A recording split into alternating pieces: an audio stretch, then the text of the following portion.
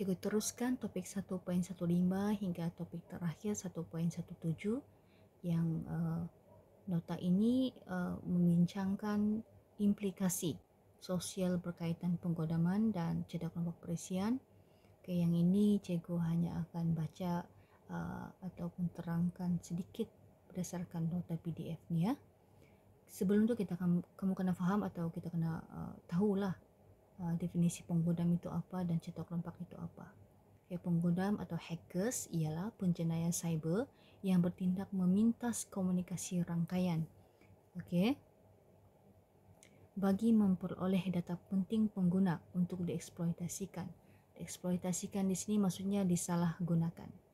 Cerdak kelompok pula ialah pencabulan hak cipta, iaitu perbuatan menyalin semula, menerbitkan atau menggunakan bahan bercetak atau bahan rekaman digital seperti video dan perisian komputer yang dilakukan tanpa kebenaran pemegang hak cipta bagi harta intelektual tersebut dengan matlamat mengaut keuntungan. Okay, jadi kedua-dua ini sebenarnya terms ini merujuk pada jenayah cyber. Apabila kita bincangkan implikasi hasil daripada aktiviti penggodaman dan cerdak kelompok ini, kita boleh nampak di sini klasifikasikan kepada 5 lah. Yang pertama, mewujudkan pengangguran dalam industri kreatif dan perisian. Yang kedua, hilangnya keyakinan pelabur kepada negara. Kemudian, pengeluaran produk asli berkurang. Cerdak kelompok mengancam industri kreatif dan perisian negara dan akhirnya akan menjejaskan kestabilan ekonomi negara. Okay? Jadi untuk lebih detail, kamu baca buku teks ataupun baca bahan PDF yang cikgu edarkan kepada kamu. Topik 1.1.6 ini lebih pada undang-undang cyber antara negara. Baik, undang-undang cyber ini merupakan peraturan yang ditetapkan oleh pihak berkuasa di sesebuah negara untuk memberikan hukuman kepada pesalah-pesalah yang melakukan kesalahan dalam talian. Okay. Undang-undang cyber di sini yang cikgu akan bincangkan ini atau yang ada dalam konteks kamu ini merujuk pada undang-undang cyber antara negara-negara yang terpilih saja, bukanlah melibatkan semua negara. Jadi untuk mengetahui lebih lanjut, kamu boleh membuat pembacaan dalam internet, sumber-sumber yang boleh dipercayai lah. Okay?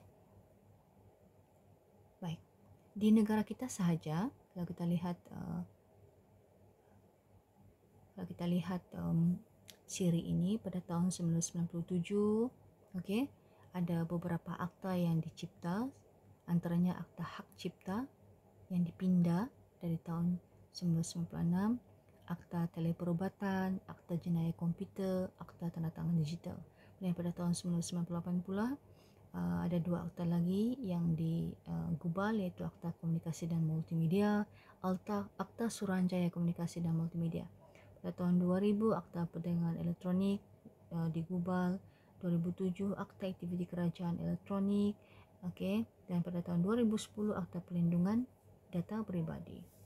Ini antara akta di bawah undang-undang cyber di negara kita lah. Okay. Baik, apa beza undang-undang cyber negara kita dengan negara yang lain? Dan di sini hanya diberikan beberapa negara sahaja. Yang pertama ialah negara atau AS lah, Amerika Syarikat. Kita lihat pada 5 aspek yang dibincangkan. Tapi sebelum tu kamu kena faham, kita kena tahu negara ini ada batasnya. Contoh kalau Malaysia ni negara Islam, Amerika Syarikat dia negara sekular, tidak berlandaskan Islam. Jadi ada perbuatan ataupun ada aktiviti yang diharamkan atau tidak dibolehkan di negara kita tapi dibolehkan di negara Amerika Syarikat. Sebab perbezaan itulah, perbezaan daripada aspek fahaman dan ideologi, dan sebenarnya itu juga mempengaruhi perbezaan undang-undang cyber antara negara kita dengan negara yang lain. Okay? Di Amerika Syarikat, penubuhan undang-undang cyber pertama kali ataupun dikuatkuasakan pada tahun 1986, iaitu melalui Akta Jenayah Komputer. Kemudian dari aspek kawalan hadap media sosial tiada sekatan, ada kebebasan dalam bersuara. Dalam isu kelucuhan ada kebebasan kecuali pornografi melibatkan kanak-kanak. Dalam perjudian pula, negara ini tidak menghalang kecuali perjudian haram di bawah Akta Penguatkuasaan Perjudian Internet Tidak Sah 2006. Di negara China, Undang-Undang Cyber digubal pada tahun 1997, iaitu Cyber Security Law oleh Public Security Bureau. Kemudian China menyekat capaian internet secara bebas. Maksudnya ada sekatan. Berbanding dengan Malaysia Syarikat, tidak sekatan, tapi China ada sekatan. Melalui the Great Firewall of China, China sendiri ada media sosial dia sendiri. Ada dia punya syarikat, enjin carian dia sendiri, tidak menggunakan Google. Itu China menggunakan dasar tertutup lah. Kita faham. Sebab itulah capaian internet disekat. Dan tiada kebebasan bersuara secara mutlak, isu kelucuhan tidak dibenarkan, perjudian pun tidak dibenarkan secara dalam talian. Di Arab Saudi pula, Undang-Undang Cyber digubal, yang disebut sebagai Anti-Cyber Crime Law. Kemudian Arab Saudi juga menyekat capaian internet secara bebas, tidak membenarkan capaian media sosial. Tapi cikgu rasa ini kita kena baca dari semasa ke semasa. Arab Saudi sekarang bergantung pada dia punya penguasa. Ada lebih banyak kebebasan yang dibawa masuk ke dalam Arab Saudi. Jadi ini disekat atau bebas itu sebenarnya dia berdasarkan situasi semasa. Jadi pada pengalaman cikgu sendiri, cikgu boleh masuk ke media sosial seperti Facebook, Instagram semasa di Arab Saudi. Jadi kita lihat Arab Saudi dia semakin memberikan kebebasan ataupun semakin perlahan-lahan tidak menyekat capaian internet terhadap beberapa aplikasi ataupun sistem sosial melibatkan media sosial. Tidak kebebasan bersuara secara mutlak, kelucuhan dan perjudian memang tidak dibenarkan lah. Di Malaysia, Akta Jenayah Komputer digubal pada tahun 1997. Tiada sekatan untuk melayari media sosial, tiada kebebasan secara mutlak untuk bersuara, dan isu kelucuhan dan perjudian memang tidak dibenarkan.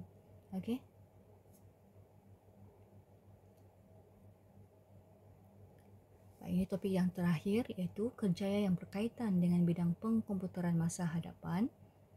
Bidang utama dalam pengkomputeran, kita tahu ada 4 bidang sokongan utama dia lah yang mendasari. Yang pertama, sistem rangkaian dan keselamatan rangkaian. Kemudian pengaturcaraan dan pembangunan perisian, cikgu baca ke sebelah kiri ni ya. Kemudian bidang web dan komunikasi digital, dan seterusnya sokongan maklumat dan perkhidmatan. Ini antara bidang-bidang utama dalam pengkomputeran. Di dalam bidang-bidang ini pun dia ada prospek kerjayanya sendiri. Di dalam bidang sistem rangkaian dan keselamatan rangkaian, peranan dan tanggungjawabnya untuk mengendalikan semua aspek keselamatan rangkaian, membangunkan dasar keselamatan, mengesyorkan peningkatan keselamatan data. Antara kerjaya yang berkait rapat dalam bidang ini ialah juru analisis keselamatan maklumat. Maksudnya dia kena mahir, pakar dalam bidang rangkaian dan keselamatan komputer lah dalam masa yang sama ya. Untuk bidang seterusnya iaitu sokongan maklumat dan perkhidmatan, ada peranan dan tanggungjawabnya sendiri. Kerjaya dalam bidang ini antaranya pentadbir pangkalan data, admin database, juru analisis sistem komputer, juru analisis sokongan komputer, pengurus pengkomputeran dan pentadbir sistem komputer. Kemahiran yang perlu, ia mahir dalam perisian aplikasi perniagaan yang melibatkan pengurusan pangkalan data. Dalam bidang pengaturcaraan dan pembangunan perisian pula, antara prospek kerjayanya ialah juru analisis sistem, jurutera sistem komputer, pembangunan perisian dan pengatur cara komputer. Ini berdasarkan pada peranan tanggung jawabnya lah untuk merancang, mereka bentuk, memaskini dan menguruskan perisian komputer dan sistem. Antara kemahirannya di sini merujuk pada bahasa pengatur caraan itu sendirilah, sebab bidangnya pun bidang pengatur caraan dan pengelolaan perisian. Di antara bahasa pengatur caraan yang perlu dia mahir ni Java, C, C++, Net, SharePoint, Python, tapi tidak terbatas di sini saja. HTML pun dia kena mahir, Ruby, R, ada banyak bahasa pengatur caraan sekarang ni. Jadi ini antara beberapa jenis bahasa pengatur cara yang perlu dia mahir lah. Okay?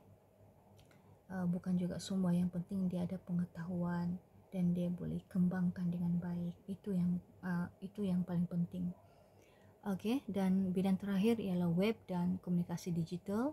Peranannya untuk membangunkan aplikasi berasaskan web, menulis kod, mengintegrasi sistem, menyediakan bantuan teknikal, membangunkan media interaktif, produk digital dan multimedia.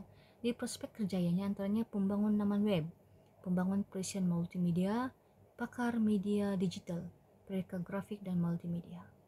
Jadi sama juga, lebih kurang sedikit dengan bidang pengatur caraan dan pengelolaan perisian, mereka perlu mahir lah dalam beberapa bahasa pengatur caraan dan juga termasuklah perisian dan perkakasan multimedia. Okay. Ada beberapa bidang kerja yang semakin berkembang juga, yang semakin mendapat tempat pada masa ini dan akan terus hingga masa hadapan.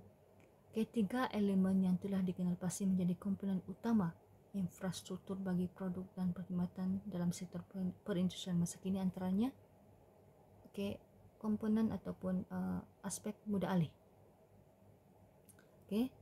Mudah alih merujuk pada penghasilan aplikasi dan kandungan mudah alih bagi peranti selain komputer. Bila penggunaan alatan atau produk mudah alih ini semakin diterima, akan semakin banyaklah bidang kerjaya yang boleh dicipta dalam bidang ini. Sama juga untuk bidang yang kedua, itu dalam bidang keselamatan data. Kita perlu atau keperluan kepakaran dalam bidang penyulitan, pengesahan, pengurusan sijil, infrastruktur firewall dan anti malware sangat ditekankan. Bukan saja pada masa ini, sebelum ini pun sudah banyak yang memperkatakan tentang keselamatan data, apatah lagi pada masa hadapan. Jadi di sini keperluan terhadap kerjaya penganalisis keselamatan data, pentadbir keselamatan rangkaian dan pentadbir keselamatan sistem sangat diperlukan lah. Dan aspek ketiga iaitu data raya, big data dan kecerdasan perniagaan dan analistik atau business intelligence dan analitik. Ini ada kaitan dengan kecerdasan, maksudnya ada intelligence. Salah satu di bawah intelligence ni AI lah kan, artificial intelligence atau apa saja perisian atau sistem yang ada intelijen dia sendiri. Dan ditambah lagi, disokong lagi yang dengan data raya, big data. Big data ini merujuk pada kepelbagaian data, massive data yang kita jumpa secara digital dalam talian atau luar talian. Big data ini satu bidang yang meningkat naik juga, bidang yang semakin diberi perhatian. Kemampuan menterjemah, menganalisis dan keupayaan untuk mengubah kuantiti data muntah yang besar ke bentuk data maklumat itu sangat diperlukan pada masa kini. Jadi kita perlu set kemahiran pentaksir yang memahami cara untuk mendapatkan data, menganalisis dan melaporkan data. Ini antara 3 bidang yang semakin dapat tempat, semakin diperlukan pada masa ini, apalagi pada masa depan. Jadi bila kita lihat sebenarnya bidang pengkomputeran ini luas, jadi tidak salah untuk kamu mempelajari, atau memang satu bentuk keperluan untuk kamu mempelajari bidang pengkomputeran, bukan saja manfaatnya untuk kamu memilih kerjaya, prospek kerjaya pada masa hadapan, tetapi juga untuk bidang, apa jua bidang. Pendidikan pun perlu orang yang pakar komputer, perubatan pun perlu orang yang pakar komputer. Jadi untuk topik ini cikgu haraplah kan boleh membuka sedikit ruang kamu punya kamu boleh berfikir yang lebih dalam hala tuju kamu selepas ini. Okey.